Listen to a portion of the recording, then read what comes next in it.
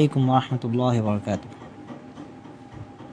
الحمد لله وكفى وسلام على عباده الذين اصطفى أما بعد. أعوذ بالله من الشيطان الرجيم. بسم الله الرحمن الرحيم. تؤتي الحكمة من يشاء ومن يؤت الحكمة فقد أوتي خيرا كثيرا وما يذكر إلا أولو الألباب. আলহামদুলিল্লাহ, আল্লাহ তাআলার দরবারে লাখ শুকরিয়া। আল্লাহ সুবহানাহু ওয়া তাআলা আমাদেরকে আজকে আদাবুল ইলমের চতুর্থ যে পর্যায়, সেই পর্যায়ের মধ্যে আমাদেরকে এনে উপস্থিত করেছেন। এটা আল্লাহ তাআলার অনেক বড় ইহসান এবং আল্লাহ তাআলার অনেক বড় করুণা যে আমরা আমাদের আজকের দরস উপস্থিত হতে পেরেছি। এক একটা দরস আমাদের জন্য এক একটা নেয়ামত। তো আশা করি আলহামদুলিল্লাহ এর মাধ্যমে আল্লাহ তাআলা আমাদেরকে বরকত এবং ফায়দা হাসিলের তৌফিক দান করবেন এবং যা কিছু আমরা শিখেছি তার উপর আমাদেরকে আমল করার তৌফিক দান করবেন। তো আমরা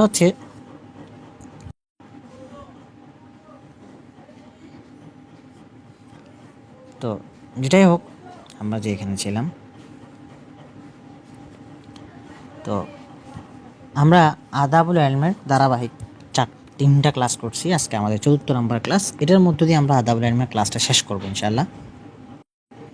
তো আজকে যেহেতু শেষ করব, তো আমরা এতদিন পর্যন্ত আদাবুল ইলম মানে ইলম শেখার জন্য একজন তালিব ইলমের মধ্যে কি কি গুণাবলী থাকা প্রয়োজন, কি কি বিষয় থাকা প্রয়োজন, কি কি বিষয় তাকে অর্জন করতে হবে, এই বিষয়ে আমরা আলোচনা করেছি।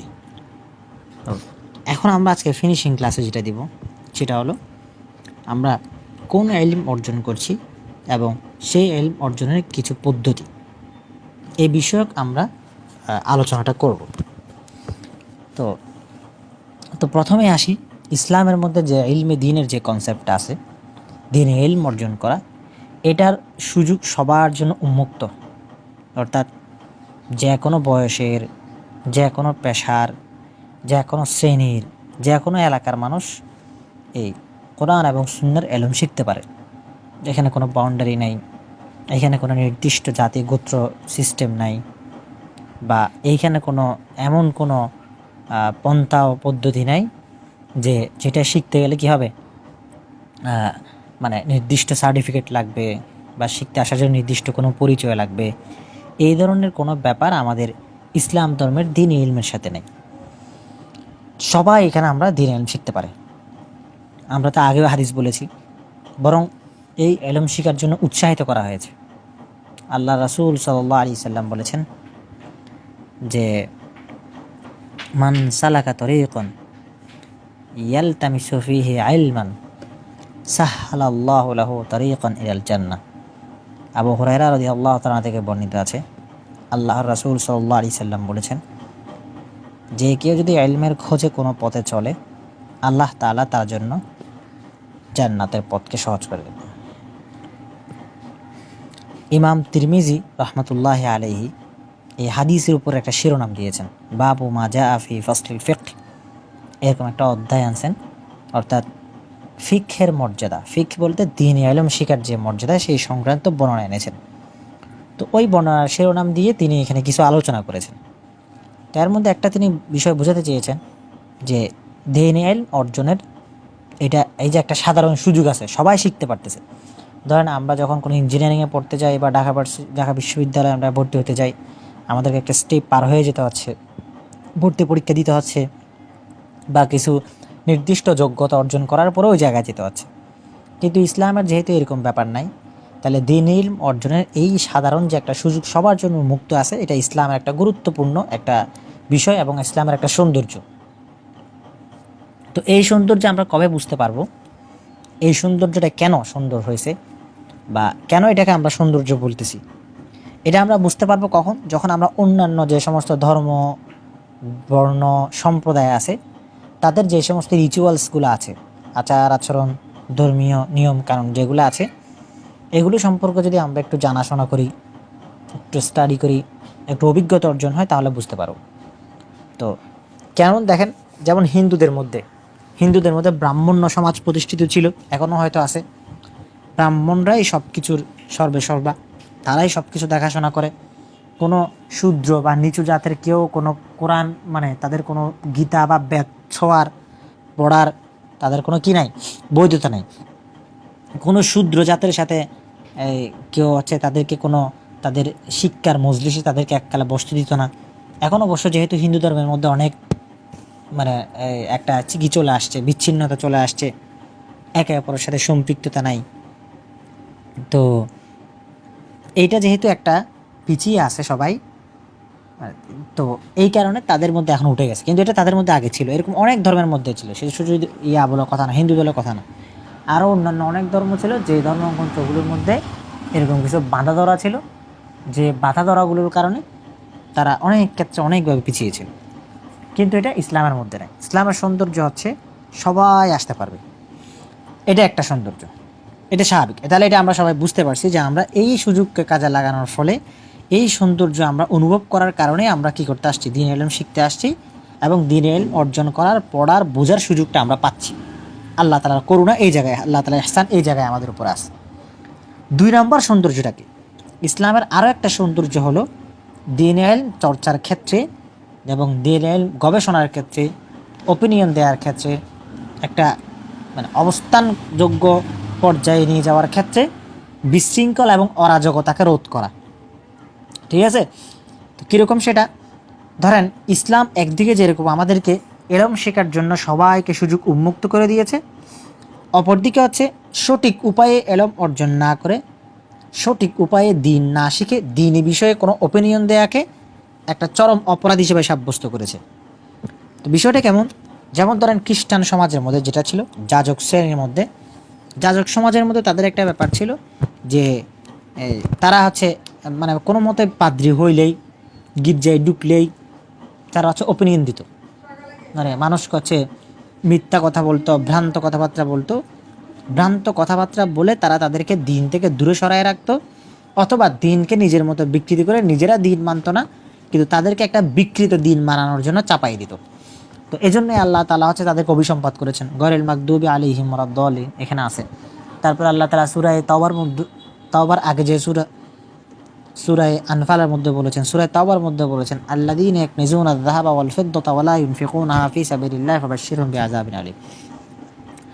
তার মানে এই মানে রুহবানদের ব্যাপারে বলেছেন, আহবার ওয়ার রুহবান, যারা যারা ইহুদি রাব্বি ছিল আর যারা খ্রিস্টান সন্ন্যাসী ছিল, তারা এই কাজগুলো করত। তারা হচ্ছে বিশৃঙ্খল ফতোয়া দিত, বিশৃঙ্খল ফতোয়া দেওয়ার মাধ্যমে তারা হচ্ছে দ্বীনি সিদ্ধান্ত দিয়ে মানুষকে চরম বিকৃতির দিকে ঠেলে দিত। এটা এক ধরনের অপরাধ ছিল।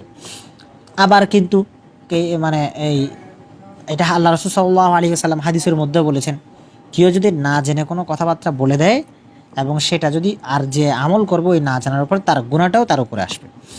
আবার কেউ জানার পর না বললে সেক্ষেত্রেও তাকে আল্লাহ তাআলার জবাবদিহিতার সম্মুখীন হইতে হবে। হাদিসের মধ্যে সেটাও আসছে, মান সুইলা আন ইলমিন ফাকাতাম আলিমাহু ফাকাতামাহু উলজিমা ইয়াউমাল কিয়ামাতি বিলিজামি মিনান নার। কাউকে কোনো ইলম সম্পর্কে জিজ্ঞাসা করা হয়েছে, ওই ইলম সম্পর্কে সে জানে, জানার পরও সে গোপন করলো, ফাকাতামাহু উলজিমা ইয়াউমাল কিয়ামাতি বিলিজামি মিনান নার, আল্লাহ তাআলা কিয়ামতের দিন তাকে জাহান্নামের শিকল পরাবে। ঠিক আছে? তো ইসলামের আরেকটা সৌন্দর্য কি, দ্বীন ইলম চর্চার ক্ষেত্রে এবং গবেষণার ক্ষেত্রে যে বিশৃঙ্খলা এবং অরাজকতা হওয়ার সম্ভাবনা থাকে, সে অরাজকতাটাকে রোধ করা, এমন কোনো ব্যাপার সংঘটিত হওয়ার সুযোগ না দেওয়া যেটার কারণে মানে এই সবাই উল্টাপাল্টা ফতোয়া দিবে, সবাই উল্টাপাল্টা কথাবার্তা বলবে। এরকম হাদিসের মধ্যে আসছে, ইন্নাল্লাহা লা ইয়াকবিজুল ইলমা বিকবজিল ইন্নাল্লাহা ইয়াকবিজুল ইলমা বিকবজিল উলামা। আল্লাহ তাআলা কী করবেন, ইলমকে উঠিয়ে নেবেন কীভাবে? আলেমদেরকে উঠিয়ে নেওয়ার মাধ্যমে। এরপরে কী হবে, ইত্তাখাযান নাসু রুআসা জুহালা, তারা হচ্ছে এরপরে লোকজন হচ্ছে কী করবে, জাহিলদেরকে তাদের নেতা মানতে শুরু করবে। ফাসু ইলু, তাদেরকে জিজ্ঞাসা করা হবে, ফদল্লু আদল্লু, এবং তারা নিজেরাও গোমরা হবে, অন্যদেরকেও গোমরা করবে। তাহলে সবচেয়ে একটা বড় অরাজকতা হলো এলম পরিপূর্ণভাবে না শিখে, এবং এলম হচ্ছে শিকার মতো করে না শিখে কী করা, এই অপিনিয়ন দেওয়া। তো একটা হচ্ছে কি করা,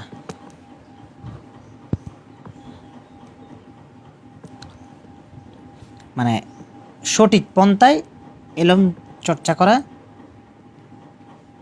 এবং সেটাকে হচ্ছে সঠিকভাবে ইয়া করা। ওই যে জাহিলদের কথা বলছিলাম, যখন এমন কোনো পর্যায়ে এমন কোনো ব্যাপার চলে আসবে যে জায়গায় হচ্ছে কি হবে, মানে এই এমন ব্যাপার ঘটবে যে জাহিলদেরকে সবাই আলিম মানা শুরু করবে, তাদের কাছে ফতোয়া চাবে, ফদল্লু আদল্লু, ফলে তারা নিজেরাও গোমরা হবে, অন্যদেরকেও গোমরা করবে।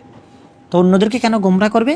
কারণ তারা সঠিকভাবে এলম চর্চা করে নেয় এবং তাদের কাছে যেটা হচ্ছে বলার কি ছিল না, সূত্র ছিল না। সূত্র না থাকা সত্ত্বেও সে ফতোয়া দিয়েছে, ভুলভাবে ফতোয়া দিয়েছে, এবং সেই ফতোয়ার কারণে অন্যরা কি হয়েছে, গোমরা হয়েছে। তাহলে এলম অর্জনের এই সঠিক পদ্ধতি যদি মেনটেন করা না হয়, সেক্ষেত্রেও এটা ভিন্ন খাতে চলে যাওয়ার একটা সম্ভাবনা থাকে। তাহলে এলমের ক্ষেত্রে যেরকম ইহুদিদের মতো, খ্রিস্টানদের মতো, হিন্দুদের মতো ব্রাহ্মণ্যবাদ শ্রেণী বিশেষের ইজারাদারি ইসলামের মধ্যে নাই। ইসলামের মধ্যে এগুলা কখনোই গ্রহণ করা হয়নি। খ্রিস্টানদের মধ্যে যে ব্যাপারটা ছিল, কেউ জন্ম নিলে তাকে হচ্ছে কী করা হয়তো, ব্যাপটাইজ করানোর জন্য পাদ্রির কাছে নিয়ে যাওয়া হয়তো, সে তাকে পবিত্র পানি দিয়ে তার কপালে, তার মাথায় পবিত্র পানি ছিটিয়ে তাকে ধর্মে তুলে নিত। এরকম না করা হলে তাকে খ্রিস্টান হিসেবে স্বীকৃতি দেওয়া হয়তো না। তার নাম রাখা হয়তো গির্জায় নিয়ে গিয়ে, বিয়ে শাদী করলেও যাওয়া লাগতো গির্জায়, মরে গেলেও যাওয়া লাগতো গির্জায়। এমনকি মরার পরে যদি শেষকৃত্যের মধ্যে পাদ্রি এসে তাকে জান্নাতের সার্টিফিকেট না দিত, না বলতো যে এই লোকটা জান্নাতে গেছে, তাহলে তারা তাকে জাহান্নামী বানাই দিত, বা জান্নাতে যায় নাই এরকম একটা ঘোষণা তারা দিয়ে দিত। এরকম একটা ব্যাপার ছিল। কিন্তু ইসলামের মধ্যে এই ব্যাপারটা নাই। ইসলামের মধ্যে সবাই কি করতে পারে, নামাজ পড়াইতে পারে, সবাই নাম রাখতে পারে, সবাই আকিকা করতে পারে, সবাই জানাজার নামাজ পড়াইতে পারে, এবং সবাই বিয়ে শাদী সবাই নিজেরাই করাইতে পারে। এখানে হচ্ছে মানে গুরুত্বপূর্ণ হওয়ার জন্য বা কোনো কি থাকে না, এই কোনো বড় আলিমের প্রয়োজন নাই। এমন না যে আপনাকে বিয়ে করাইতে হচ্ছে, এখানে অনেক বড় একজন আলিম লাগবে বা কোনো একজন বড় মসজিদের ইমাম লাগবে, সে ছাড়া আপনার বিয়ে হবেই না, এরকম কোনো ব্যাপার নেই। আপনাকে নাম রাখতে হবে বাচ্চার জন্য, বড় আলিম লাগবে, এরকম কোনো ব্যাপার নেই। আকিকা দিতে হবে, এরকম লাগবে, কোনো ব্যাপার নেই।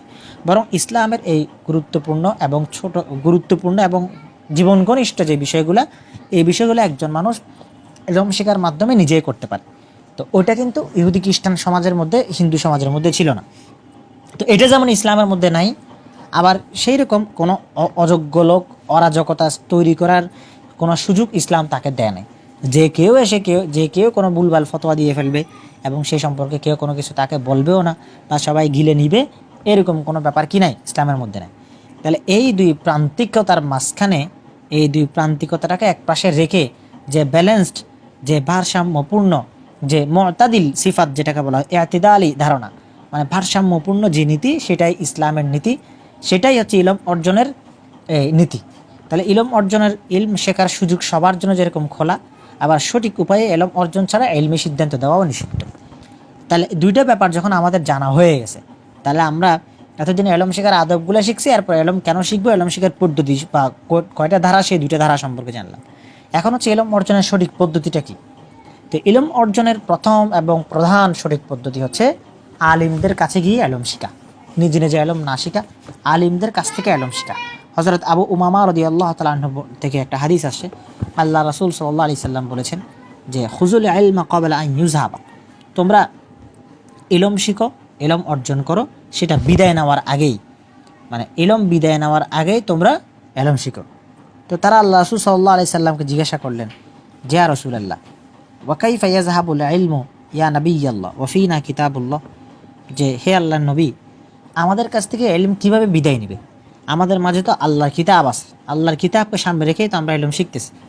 তখন আল্লাহ রাসূল সাল্লাল্লাহু আলাইহি সাল্লাম খানিকটা রাগ করে বললেন, সাকিলাতকুম উম্মাহাতুকুম আওয়ালাম তাকুনিত তাওরাতু ওয়াল ইনজিলু ফি বানি ইসরাঈল ফালাম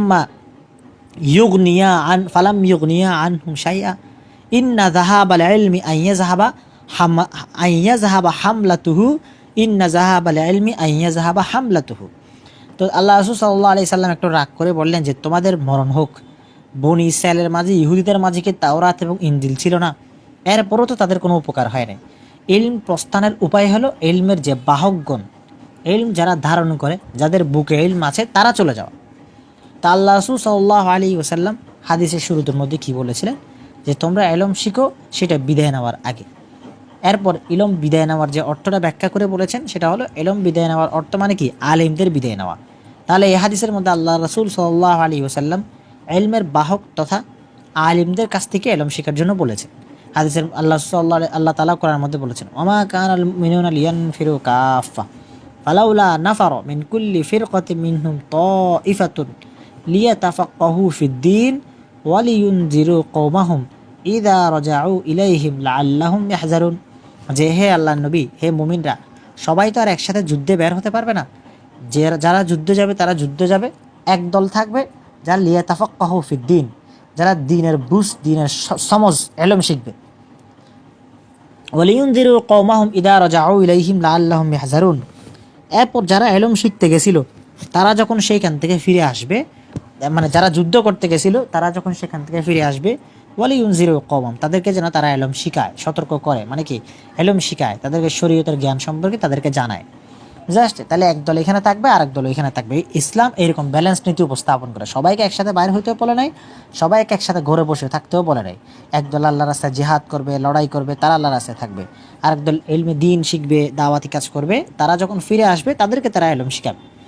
তাহলে ইলম বিধান নেওয়ার অর্থ আল্লাহ রাসূল সাল্লাল্লাহু আলাইহি ওয়াসাল্লাম ইলমের বাহক বুঝিয়েছেন এবং তাদের কাছ থেকে ইলম শিখতে বলেছেন। আল্লাহ রাসূল সাল্লাল্লাহু আলাইহি ওয়াসাল্লামের এই শিক্ষার, আল্লাহ রাসূল সাল্লাল্লাহু আলাইহি ওয়াসাল্লামের এই বাণীর মর্ম এবং এই বাণীর দাওয়াত আমরা সাহাবীদের মুখেও শুনতে পাই। সাহাবা আজমাইন রাদিয়াল্লাহু তাআলা আনহুম বলেছেন, হযরত আবু দারদা রাদিয়াল্লাহু তাআলা আনহু বলেছেন, তিনি বলেন যে মালি আরা উলামাআকুম ইয়াযহাবুনা ওয়া জুহালাকুম লা ইয়াতাআল্লামুন তাআল্লামু ক্বাবলা আন ইউরফা'আল ইলমু ফাইন্না রাফা'আল ইলমি যাহাবুল উলামা। যে কি হলো তোমাদের আলিমরা সবাই দুনিয়া থেকে চলে যাচ্ছে, কিন্তু তোমাদের বেইলম যে শ্রেণী আছে, যারা জানে না, যারা জাহিল, এরা তাদের কাছ থেকে কেন ইলম শিখছে না? ইলম উঠিয়ে নেওয়ার আগেই তোমরা তাদের কাছ থেকে ইলম হাসিল করো, ইলম শিখে নাও। এবং ইলম উঠিয়ে নেওয়ার অর্থই হলো আলেমদের চলে যাওয়া, আলেমদের দুনিয়া থেকে চলে যাওয়া, আলেমদের প্রস্থান হয়ে যাওয়াটাই হলো মানে ইলম দুনিয়া থেকে চলে যাওয়া। সুতরাং তোমরা তা যাওয়ার আগে ইলম শিখে ফেলো। তো এরকম হাদিসের মধ্যে অসংখ্য আরও অনেক উদাহরণ আছে। আল্লাহ রাসূল সাল্লাল্লাহু আলাইহি ওয়াসাল্লামের হাদিসের একটা শিক্ষা হলো যে কি মানে এই কি করা, ইলম শিখা, ইলম অর্জনের সঠিক পদ্ধতি কি, আলিমদের কাছ থেকে শিখা। তাহলে বোঝা গেল কি শুধুমাত্র গ্রন্থ নির্ভুল ইলম দিতে পারে না, শুধুমাত্র কোনো কিতাব নির্ভুল ইলম দিতে পারে না, এবং গ্রন্থের উপর নির্ভর করা, কিতাবের উপর নির্ভর করা, যা আমি কিতাবে পাচ্ছি তাই সঠিক, এরকম গ্রন্থ নির্ভরতা ইলম অর্জনের সঠিক উপায়ও না। এমনকি সেটা আসমানি কিতাব হলেও না। কেন? আপনি আসমানি কিতাব তো চাইলে আপনি নিজের মতো পড়তে পারতেছেন না। কোরআন হাদিস আপনি নিজের মতো পড়তে গেলে আপনার ভুল ভ্রান্তি শিকার হওয়ার 101টা আশঙ্কা আছে। এই জন্য আল্লাহ রাসূল সাল্লাল্লাহু আলাইহি ওয়াসাল্লামের এই জ্বলন্ত বাস্তবতার এই জন্যই তাওরাত এবং ইনজিল উদাহরণ দিয়েছেন, যে ইনজিল এবং তাওরাত বনী ইসরায়েলের মাঝখানে ছিল, তারপরেও সেটা তাদের কোনো কাজে আসে নাই। কেন কাজে আসে নাই? তাওরাত এবং ইনজিলের যে যোগ্য বাহকগণ ছিল, তাওরাত এবং ইনজিল তাদেরকে যারা ভালোভাবে শিখাইতে পারতো, তারা দুনিয়া থেকে চলে গেছে। তারা দুনিয়া থেকে চলে যাওয়ার পর তাওরাত এবং ইনজিলের যোগ্য উত্তরসূরির অভাবে তাওরাত ইনজিলের আসমানি ইলম থেকে ওই জাতি বঞ্চিত হয় নাই, খুদ তাওরাত ইনজিলের মূল পাঠ, মূল সবক, মূল শিক্ষাটাই হারাই গেছে। যার কারণে কী হলো, এই তাওরাত এবং ইনজিলের মর্ম, শিক্ষা, ব্যাখ্যা, তাফসির এগুলো বিকৃতির শিকার হলো। সবাই নিজের মতো বিকৃত করে ফেলেছে, কারণ যারা তাদেরকে বিকৃতি থেকে দূরে সরাইতে পারতো তারা দুনিয়া থেকে চলে গেছে, এবং তারা দুনিয়া থেকে যাওয়ার আগে আগে তারা তাদের কাছ থেকে ইলম শিখে নেয়। তাহলে এরকমই হয় ব্যাপারটা। তাহলে কিতাবের, আসমানি কিতাবের যথার্থ শিক্ষা যেটা গ্রহণে যদি মানব মস্তিষ্ক ব্যর্থ হয় এবং শিখতে না পারে, এবং কিতাবের আলোয় কিতাবের ইলম শিখে তার হৃদয়, তার আমল, তার নিজের ইসলাহ যদি সে নিজে করতে না পারে, তখন সে কি করে, এই নিজের চিন্তার আলোকে কিতাবকে সংশোধন করতে উঠে পড়ে লেগে যায়। বিষয়টা বোঝা আসছে? যখন আপনার কাছ থেকে কোনো একটা কিতাবের ইলম আপনি সঠিকভাবে আত্মস্থ করতে পারেন নাই, কারো কাছ থেকে কোনো সবক নিয়ে আপনি নিজেকে সজ্জাইতে পারেন নাই, কোনো কিতাবের সবক, তখন আপনার মনে হবে আরে আমি তো দেখতে পাচ্ছি কিতাবের জিনিসপত্র দিয়ে আমার কোনো চেঞ্জ হচ্ছে না এবং এটা দিয়ে আমার কোনো ফায়দা হচ্ছে না, তাহলে মনে হয় কিতাবেই ভুল আছে। তখন সে কিতাবকে সংশোধন করার জন্য উঠে পড়ে লাগে। ইহুদি খ্রিস্টানদের ব্যাপার হয়েছিল এটা। ইহুদি খ্রিস্টানরা দেখলো যে কিতাব অনুযায়ী চলতে গেলে তাদের স্বার্থ ঠিক থাকতেছে না, কারণ তারা তো ওই কিতাব থেকে ইসলাহ হওয়ার মতো কোনো উপাদান পাচ্ছে না, কারণ এই কিতাবটা যে তাদেরকে পড়িয়ে ইসলাহ করে দিবে এরকম তো কেউ নাই। তখন তারা কি করলো, তারা ভাবলো তাহলে কিতাবে ভুল আছে, তাহলে আমরা কিতাবটাই শুধরাই ফেলি। তখন তারা কিতাবটাই শুধরাইতে যায়, এরপরে নানানভাবে তাহরিফ এবং বিকৃতির সূত্রপাত ঘটে। আল্লাহ তাআলা বলেছেন ইউহাররিফুনাল কালিমা মাওয়াদিহি, যে তারা ইউহাররিফুন আল কালিমা মাওয়াদিহি, তারা হচ্ছে শব্দগুলোকে জায়গা থেকে পাঠিয়ে ফেলছে, মানে পরিবর্তন করে ফেলছে, শব্দের স্থান পরিবর্তন করে ফেলছে। এবং তারা কি বলে, ইয়াকুলুনা হাযা হুয়া মিন ইনদিল্লাহ, এগুলো আল্লাহর পক্ষ থেকে আসছে। আল্লাহ তাআলা বলছেন কি, ওমা হুয়া মিন ইনদিল্লাহ, এগুলো আল্লাহর পক্ষ থেকে আসেনি। হাযা হুয়া মিন ইনদিল্লাহ ওমা হুয়া মিন ইনদিল্লাহ, এগুলো আল্লাহর পক্ষ থেকে আসেনি, এগুলো বরং তাদের নিজেদের পক্ষ থেকে, ইন ইনদি আনফুসিহিম, তাদের নিজেদের পক্ষ থেকে এগুলো আসছে। তাহলে বোঝা গেল কিতাবের সঠিক মর্ম এবং শিক্ষা, অনুধাবন, গ্রহণ, শিক্ষা, তাফসির, এগুলা কোত্থেকে শিখতে হবে? একজন প্রাজ্ঞ, বিদগ্ধ, আদর্শবান, সত্যিকার ওস্তাদ আলিমের কাছ থেকে শিখতে হবে, যিনি তাদেরকে যিনি ওই কিতাবের বাহক হবেন ওই অর্থে। কারণ নইলে কি হবে, কিতাব জ্ঞান এবং আলোর সূত্র হওয়া সত্ত্বেও, কিতাব জ্ঞানের আধার হওয়া সত্ত্বেও, কিতাব ইলমের একটা খাজানা হওয়া সত্ত্বেও, সেটা গ্রহণের উপায় সঠিক না হলে কিতাবের পাঠক কিতাবের ইলম থেকে বঞ্চিত হয়ে যাবে, কারণ সে সঠিক উপায়ে শিখতে পারতেছে না। সুতরাং কোনো ব্যক্তিগত অধ্যয়ন ইলম অর্জনের সঠিক পদ্ধতি না। এই প্রসঙ্গে আল্লাহ রাসূল সাল্লাল্লাহু আলাইহি সাল্লামের আরেকটা হাদিস দেখেন। আল্লাহ রাসূল সাল্লাল্লাহু আলাইহি সাল্লাম বলেছেন যে মানুষের উপর এমন একটা যুগে আসবে যখন অনেক হবে পাঠকের সংখ্যা আর কমে যাবে ফকিহের সংখ্যা, ইলম তুলে নেওয়া হবে এবং রক্তপাত ছড়িয়ে দেওয়া হবে। যেটা আল মুআজামুল আওসাত আসছে, তাবারানিতে আসছে, মুস্তাদরাক হাকিমে আসছে, অনেক হাদিসের কিতাবের মধ্যে এই হাদিসটা আসছে। যেমন একটা সময় আসবে যখন আলিম কম হবে, ফকিহ বেড়ে যাবে, ফকিহদের ফকিহ কমে যাবে, ইলমও কমে যাবে, কিন্তু পাঠক কি হয়ে যাবে, বেড়ে যাবে। আচ্ছা, তো এই হাদিসের মধ্যে দুইটা শব্দ আছে, একটা হচ্ছে আল কুররা, এটা কারিউন শব্দের বহুবচন, কারিউন মানে পাঠক। আল ফুকাহা, এটা ফকিহ শব্দের বহুবচন, ফকিহ অর্থে বিজ্ঞ এবং প্রাজ্ঞ। তাহলে এই হাদিসের মধ্যে বলা হচ্ছে অনেক হবে পাঠকের সংখ্যা আর হ্রাস পাবে বিজ্ঞ প্রাজ্ঞের সংখ্যা। তাহলে বোঝা গেল কি, শুধুমাত্র পড়া মাত্রই কেউ বিজ্ঞতা অর্জন করতে পারে না। কোনো পাঠক সে বই পড়ে, একজন মানুষ অনেক বই পড়ে, অনেক বই পড়ে মানে একজন মানুষ কি নয়, বিজ্ঞ নয়, একজন মানুষ প্রাজ্ঞ নয়, একজন মানুষ হেকমা সম্পন্ন নয়। আপনি যদি ইউনিভার্সিটিতে না পড়ে, ধরেন আপনারা এক একজন এক এক সাবজেক্টে আছেন, কেউ বায়োকেমিস্ট্রিতে, কেউ ফিজিক্সে, বা কেউ হচ্ছে সিএসি, এগুলো যদি আপনারা যদি না পড়ে বা কারো কাছ থেকে প্র্যাকটিস না করে, কারো কাছ থেকে না শিখে নিজেরা পড়তেন, নিজে যদি সেখান থেকে কোনো কিছু অর্জনের চেষ্টা করতেন, তাহলে আপনি অনেক জানলেও আমরা আপনাকে প্র্যাকটিক্যাল বিজ্ঞ এবং প্রাজ্ঞ বলতাম না। তাহলে কি বোঝা গেল, শুধুমাত্র পাঠ, ব্যক্তিগত অধ্যয়ন একজন মানুষকে বিজ্ঞতা দেয় না, প্রজ্ঞা দেয় না। প্রজ্ঞাদান হয় কিভাবে? প্রজ্ঞাদান হয় আল্লাহ তাআলার পক্ষ থেকে। ইউতিল হিকমাতা মান ইয়াশা ওয়া মান ইউতিল হিকমাতা ফাকাদ উতিয়া খায়রান কাসীরা। আল্লাহ তাআলা যাকে চান তাকে হিকমা দান করেন, আর যাকে হিকমা দান করেন তাকে অনেক কিছু দেওয়া হয়। আর এই হিকমাটা কিভাবে আসবে? যাকে হিকমা দেওয়া হয়েছে তার সহবত ইখতিয়ারের মাধ্যমে, তার কাছ থেকে ইলম শিখার মাধ্যমে আপনার মধ্যে হিকমাটা ট্রান্সফার হবে।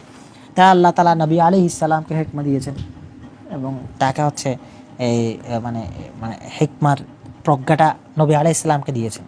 আর নবী আলাইহিস সালাম থেকে শিখেছেন কারা? নবী আলাইহিস সালাম থেকে শিখেছেন হচ্ছে সাহাবায়ে আজমাইন রাদিয়াল্লাহু তাআলা আনহুম। তাদের কাছ থেকে কারা শিখেছেন? তাবেঈন শিখেছেন। তাবেঈন থেকে তাবায়ে তাবেঈন শিখেছেন। তাদের কাছ থেকে যত আইম্মা মুজতাহিদিন ছিলেন, যত মুহাদ্দিসিন ছিলেন, যত ফুকাহা ছিলেন, যত উসুলিয়িন ছিলেন, তারা সবাই তাদের কাছ থেকে ইলমগুলো শিখেছেন। তাহলে এইভাবে প্রজ্ঞাটা একের পর এক ট্রান্সফার হয়েছে। তাহলে প্রজ্ঞা একজনের কাছ থেকে আরেকজনে যাওয়ার মাধ্যমে তাদের কি হয়েছে? তাদের বিজ্ঞতা বৃদ্ধি পেয়েছে। তাহলে হাদিসের মধ্যে বলা হচ্ছে অনেক হবে পাঠকের সংখ্যা, কমে যাবে বিজ্ঞ এবং প্রাজ্ঞের সংখ্যা। তাহলে শুধুমাত্র যারা পড়ে তারা কখনো ইলম অর্জন করতে পারে না, তারা হয়তো পাঠক হইতে পারে, কিন্তু তারা আলিম বা বিজ্ঞ বা পাঠক প্রজ্ঞাবান হইতে পারে না। তাহলে এই হাদিসের মধ্যে পাঠকের সংখ্যা অনেক হওয়ার সাথে সাথে আবার বলা হচ্ছে কি ইলম তুলে নেওয়া হবে। তো ইলম তুলে কীভাবে নেওয়া হবে সেটা তো আমরা আগে বলে এসেছি, আলিমদেরকে তুলে নেওয়া হবে। তাহলে বোঝা গেল পাঠক মাত্রই ইলমের বাহক নয়। একজন মানুষ নিজে কোরআন হাদিস অনেক পড়ে, তার মানে সে কিন্তু ইলমের বাহক আমরা তাকে বলছি না। কেন বলছি না? হাদিস তাকে ইলমের বাহক বলছে না, হাদিস বলছে পাঠক তাকে, সে ইলমের বাহক নয়। ইলমের বাহক হচ্ছে যে বিজ্ঞ এবং যাকে প্রজ্ঞা দান করা হয়েছে। এই হাদিসের মধ্যে আরও বলা হচ্ছে রক্তপাত ছড়িয়ে পড়বে। তার মানে কি, বিজ্ঞ এবং প্রাজ্ঞ আলিমরা যখন দুনিয়া থেকে চলে যাবে তখন কি হবে? মানুষ এক অপরের সাথে হানাহানি করবে, ফিক্কি বিষয়ে মারামারি করবে, রক্তপাত করবে, যুদ্ধের মধ্যে লিপ্ত হয়ে পড়বে। তার হাদিসের মধ্যে হাদিসের যে শিক্ষা, এটা আমরা হচ্ছে সালাফেদের বক্তব্য শুনতে পাই। ইমাম শাফিঈ রহমতুল্লাহ আলাইহি বলেছেন, মান তাফাক্কাহা মিনাল কুতুবি দাইয়া আল আহকামা, যে শুধুমাত্র বইপত্র পড়ে ফিকহ অর্জন করে সেই শরীয়তের বিধিবিধানকে ধ্বংস করে। এটা আল মুআজাম শরহ মুহাজ্জাবের মধ্যে আসছে। তো এরকম হচ্ছে ইমাম শাফিঈ ছাড়া আর অনেকে এই কথাটা বলেছেন, মান আযমাল বালিয়া তাশাইয়াখাস সাহিফা, শুধুমাত্র বইপত্রের ওস্তাদে পরিণত হওয়া এক মহাবিপদ। মানে যে শুধুমাত্র বইকে ওস্তাদ বানায় নিছে, কোনো কিছু হইলেই সে বই খুলে ওইখান থেকে বলে, কোনো কিছুর প্রশ্ন আসলেই সে কারো শরণাপন্ন না হয়ে নিজেই বই খুলে নিজেই সমাধানের চেষ্টা করে। এটা হচ্ছে একটা মহাবিপদ, সালাফরা এটা বলেছেন। তাহলে আবার অনেক সময় দেখা যায় যে কিছু সাধারণ মানুষ মিলে নিজেদের একজনকে নেতা বানায়, দ্বীনি ভিক্ষা এবং বিধিবিধান তার কাছ থেকে নিচ্ছে। আব্দুল্লাহ ইবনে আমর রাদিয়াল্লাহু তাআলা আনহু বলেন, আল্লাহ রাসূল সাল্লাল্লাহু আলাইহি সাল্লাম বলেছেন, এই যেটা আগে বলেছে, ইন্নাল্লাহা লা ইয়াকবিদুল ইলমা ইনতিজাআন ইয়ানতাজিউহু মিনাল ইবাদ ওয়ালাকিন ইয়াকবিদুল ইলমা বিকবজিল উলামা হাত্তা ইযা লাম ইউবকি আলিমান ইত্তাখাযান নাস রুউসান জুহালা ফাসুইলু ফাআফতা বিগৈরি ইলমিন ফাদাল্লু আদাল্লু। আল্লাহ তাআলা ইলমকে এমনভাবে তুলে নেবেন না যে বান্দাদের অন্তর থেকে তা তুলে নিলেন, বরং ইলমকে তুলে নেবেন কীভাবে? আলেমদেরকে তুলে দেওয়ার মাধ্যমে। অবশেষে যখন কোনো আলেম থাকবে না, তখন লোকজন বেইলম জাহিল লোকদেরকে নেতা বানাবে এবং তারা কোনো ইলম ছাড়া, জানাশোনা ছাড়াই ফতোয়া দিবে। ফলে তারা নিজেরাও গোমরা হবে, অন্যদেরকেও গোমরা করবে। তাহলে এই প্রবণতা আজকাল দেখা যায় যে নিজেরা অনেকে দ্বীনি বিধান নিয়ে পর্যালোচনা করে, অনেক ফিকহি মতামত দিয়ে ফেলে, খেয়াল খুশি মতো নতুন নতুন সিদ্ধান্ত দিয়ে ফেলতেছে। তো এই খেয়াল খুশি মতো নতুন নতুন সিদ্ধান্ত দেওয়ায় অন্যরাও প্রভাবিত হচ্ছে, তার কাছ থেকে শিখতেছে, ভাবতেছে সে অনেক বড় আলেম, কিন্তু আসলে সে মাত্র পাঠক এবং আলিমের পার্থক্যটা আমরা তুলে ধরছি। তো এইভাবে কোনো দ্বীন ইলম অর্জন করা যায় না। আলিমের কাছে দ্বীন ইলম অর্জন করতে হয়, পাঠকের কাছে দ্বীন ইলম অর্জন করা যায় না। ইমাম আবু হানিফা রাহমাতুল্লাহ আলাইহিকে জানানো হলো, ফি মাসজিদিন কাজা হালাকাতুন ইয়াতানাজারুনা ফিল ফিকহি, অমুক মসজিদে কিছু লোক একত্রিত হয়ে তারা ফিকহ বিষয়ে একে অপরের সাথে আলোচনা করে। তিনি জিজ্ঞাসা করলেন, আলাহুম রাসুন, তাদের মধ্যে কোনো মাথা আছে কি, মানে শিক্ষক আছে? তখন বলা হলো, লা, তাদের কোনো শিক্ষক নেই। তখন তিনি বললেন, লা ইয়াফকাহুনা আবাদা, এরা কখনোই ফিকহ অর্জনে সক্ষম হবে না। তাহলে একজন শিক্ষক মানে যিনি সত্যিই শিক্ষক হওয়ার উপযুক্ত, দ্বীনের ব্যাখ্যা ও বিধান কোনো অশিক্ষা বা এই শিক্ষায় শিক্ষিত না লোকদের কাছ থেকে গ্রহণ করা হবে বিরাট ভুল। আল্লাহ রাসূল সাল্লাল্লাহু আলাইহি সাল্লামকে একবার এক সাহাবী এসে কিয়ামত সম্পর্কে জিজ্ঞাসা করলো। তা আল্লাহ রাসূল সাল্লাল্লাহু আলাইহি সাল্লাম বললেন, মানে যখন কি হবে, ইজা দুইয়া আল আমানা ফান্তাজিরিস সাআহ, যখন আমানত দায়িত্ব নষ্ট হয়ে যাবে তখন তোমরা কিয়ামতের অপেক্ষা করো। তখন ওই প্রশ্নকারী জিজ্ঞাসা করলো, ইয়া রাসূলুল্লাহ, কাইফা ইদাআতুল আমানা, মা হিয়া ইদাআতুল আমানা, আমানত কিভাবে নষ্ট হয়? আল্লাহ রাসূল সাল্লাল্লাহু আলাইহি সাল্লাম বলেছেন, ইজা উসিদাল আমরু ইলা গায়রি আহলিহি ফান্তাজিরিস সাআহ, যখন কোনো অযোগ্য লোকের উপরে কোনো কর্মের ভার দেওয়া হবে তখন সে কিয়ামতের অপেক্ষা করো। তাহলে একটা হচ্ছে এক বিষয়ের পণ্ডিত, এক বিষয়ে জানে, অন্য বিষয়ে অযোগ্য। একজন দেখা গেল যে চিকিৎসা বিদ্যায় খুব ভালো জানে, কিন্তু প্রকৌশল বিদ্যায় সে অযোগ্য। একজন প্রকৌশলী, সে প্রকৌশল বিষয়ে যোগ্য, চিকিৎসা শাস্ত্রে অযোগ্য। সুতরাং বিশেষ কোনো শাস্ত্রে পারদর্শী, বিশেষ কোনো লাইনে পারদর্শী ব্যক্তির কাছে আরেকটা লাইনের সমাধান চাওয়া অযোগ্যর উপরে কর্মের ভার অর্পণ করার মতোই পড়ে। বোঝা আসছে? তাহলে আর সেটা সম্পর্কে আল্লাহ রাসূল সাল্লাল্লাহু আলাইহি সাল্লাম কি বলেছেন, জিজা উসিদাল আমরু ইলা গায়রি আহলিহি, যখন এমন কারোকে এমন কোনো দায়িত্ব দেওয়া হবে যেটার যোগ্য সে ছিল না, তাহলে তার কাছ থেকে যখন আমি ইলম শিখতে যাব, তার কাছ থেকে কোনো কিছু হতে যাব, তখন আল্লাহ রাসূল সাল্লাল্লাহু আলাইহি ওয়াসাল্লাম কি বলেছেন, ফান্তাজিরিস সাআহ, তখন তোমরা কিয়ামতের অপেক্ষা করো। আরও হাদিসের মধ্যে আসছে, আল্লাহ রাসূল সাল্লাল্লাহু আলাইহি সাল্লাম যখন কারো কাছ থেকে কোনো বায়াত নিতেন, কারো কাছ থেকে যখন আনুগত্যের শপথ নিতেন, তখন সাথে এই অঙ্গীকারটাও নিতেন যে আল্লাহ নুনাজি আল আমরা আহলা, আমরা দায়িত্বশীল ও যোগ্য লোকদের সাথে তাদের সংশ্লিষ্ট বিষয়ে কোনো ঝগড়াঝাটি বা বিবাদ করব না। তাহলে দ্বীনি বিষয়ের সিদ্ধান্ত কোনো দ্বীনি বিষয়ে পারদর্শী ব্যক্তিদের উপরে ছেড়ে না দিয়ে সাধারণ লোকরা নিজেরা কোনো ফকিহের পর্যায়ে নিজেদেরকে উন্নীত করা, পাঠক হয়ে বা অপিনিয়ন দেওয়া, পাঠক হয়ে বিজ্ঞতার করা, ভাব দ্বারা, এটা একটা ইলমি পরিবেশকে নষ্ট করার শামিল। তাহলে তবে নিজেদের মধ্যে আলোচনা হইতে পারে, যে যেমন দ্বীনি বিষয়ে ব্যাখ্যা সিদ্ধান্ত দেওয়ার কথা বলা আছে, যে দ্বীনের সর্বজনবিদিত বিষয়াদি নিজেদের মধ্যে আলোচনা করা, যেটা সবারই জানা আছে, সহজ সরল বিষয়গুলো কর্মে আমলে আনার জন্য নিজেদের মধ্যে মুযাকারা করা, তাজকির করা, ফাযাক্কির ফাইন্না যিকরা তানফাউল মুমিনিন, এটা এটা এটা ঠিক আছে, এটা জরুরি, আমরা আলোচনা করব। কিন্তু যখন কোনো সিদ্ধান্তের পর্যায়ে আমাদেরকে পৌঁছতে হবে, তখন আমরা অবশ্যই আলিমের শরণাপন্ন হব এবং তাদের কাছ থেকে ইলম শিখব। আবার দেখা যাচ্ছে আমি যার কাছে ইলম শিখতে যাবো, এটা সংশ্লিষ্ট বিষয়ও হইতে হবে। যেমন আপনি ধরেন কোনো একজন ইউটিউবে বক্তা দেখলেন, অনেক বড় ওয়াইজ ভাবলেন, ওয়াইজ ভেবে আজকে বর্তমান সময়ে যেটা করে, ওয়াইজ হইলেই সবাই ভাবে যে সে সব কিছু জানে। তাকে ফকিহ এবং ওয়াইজের মধ্যে পার্থক্য করতে পারে না। হ্যাঁ, ফকিহ বড় আলিমকে ওয়াজের ময়দানে কাগজ দিয়ে প্রশ্ন করা এক বিষয়, কিন্তু সে জাস্ট ওয়াইজ, ফকিহ না, তার কাছে প্রশ্ন করা আরেক বিষয়। যে আব্দুল্লাহ ইবনে মাসউদ রাদিয়াল্লাহু তাআলা আনহু বলেছেন, একটা হাদিসের মধ্যে বলেছেন, ইন্নাকুম ফি জামানিন কাসীরুন ফুকাহাউহু কলিলুন খুতাবাউহু কলিলুন সুআলুহু কাসীরুন মাতুহু আল আমালু ফীহি কাঈদুন লিল হাওয়া ওয়া সায়াতি মিন বাদিকুম জামানুন কলিলুন ফুকাহাউহু কাসীরুন খুতাবাউহু কলিলুন মাতু ই'লামু আন্না হুসতাল হাদী ফি আখিরিজ জামান খায়রুম মিন বাদিল আমাল। তো আব্দুল্লাহ ইবনে মাসউদ বলছেন, তোমরা এমন একটা সময়ের মধ্যে আছো যে যুগের মধ্যে অনেক আলেম, বক্তাও এবং আলোচক কম। তারা হচ্ছে যাদের মধ্যে হচ্ছে কি বেশি, মানে দানকারী বেশি, কিন্তু চায় না, চাওয়ার লোক কম। তাহলে এই যুগের কাজ হচ্ছে প্রবৃত্তির পরিচালক, মানে কি মনে যা চায় তাই সে করতেছে। কিন্তু তোমাদের পরে এমন এক যুগ আসবে যে যুগের মধ্যে ফকিহ কম হবে কিন্তু বক্তা হবে বেশি, দান কম করার ব্যক্তি হবে কিন্তু দান নেওয়ার লোক হবে বেশি। ওই সময় প্রবৃত্তি হবে কর্মের নিয়ন্ত্রক, মানে মনের চাওয়া অনুযায়ী হবে কি কর্ম চলবে মানুষের। তাহলে সুতরাং দিন বিষয়ে আমাদেরকে খেয়াল রাখতে হবে। এমন কারো কাছ থেকে হচ্ছে আমরা দিন মানে নিজেরা বা এমন কারো কাছ থেকে দিন শিক্ষার শরণাপন্ন হব না যে আমাকে দিন বিষয়ে কোনো কি দিতে পারবে না, এই সঠিক সমাধান দিতে পারবে না, সে মাত্র পাঠক। আমরা এলম শিখবো কার থেকে? বিজ্ঞ এবং প্রাজ্ঞ ব্যক্তিত্বের কাছ থেকে। তাহলে এই পুরো আলোচনার মধ্যে আমরা কয়টা জিনিস বুঝতে পারলাম? দুইটা জিনিস। একটা হচ্ছে কোন এলম শিখবো এবং ইলমের অবারিত সুযোগ হওয়া, আর এই অযোগ্য এবং অপারদর্শী ব্যক্তির কাছ থেকে এলম না শিখা। তারপর আরেকটা জিনিস যেটা গুরুত্বপূর্ণ, যেটা আমরা পয়েন্ট আউট করলাম, সেটা হলো যে কি করা, মানে পাঠক এবং আলেমের মধ্যে পার্থক্য করা। তো এইগুলো জেনে যদি আমরা যতগুলো এর আগেও জেনেছি সব মিলে যদি আমরা এলমটা শিখতে পারি, তাহলে আশা করি আল্লাহ সুবহানাহু ওয়া তাআলা আমাদের এই এলম শিখার মধ্যে বরকত দান করবেন এবং সেইভাবে আমাদের এলম শিখার পথটাকে আল্লাহ তাআলা আরও মসৃণ এবং সুন্দর করবেন। আল্লাহ তাআলা আমাদের সকলকে সেভাবে এলম শিখার তৌফিক দান করুন।